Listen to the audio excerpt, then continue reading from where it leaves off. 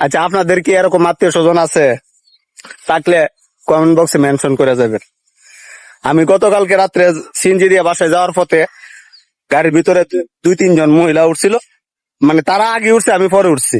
তো 5 মিনিট সময় লাগে, এর ভিতরে কথাগুলি উঠতেছে। তারা বলতেছে যে এক আত্মীয় বাড়িতে গেছিল, বাড়িতে যাওয়ার পরে ফসা গান্দা সম্ভবত ডিম আছে না, আর ডাল, তারপরে পানি ভাত এগুলো দিছে।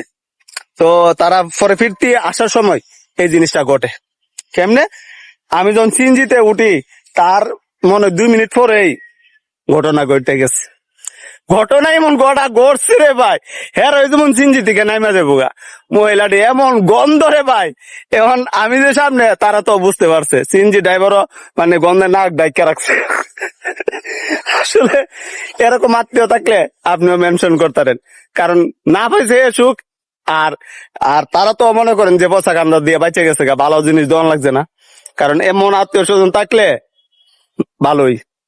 সবার এরকম আত্মীয় স্বজন তাহার দরকার, আর সিনজি অবস্থা খারাপ করার দরকার কি কন? এরকম আত্মীয় স্বজন আছে না? আছে, আছে, সবারই কিছু না কিছু আছে, কিন্তু আমার নাই।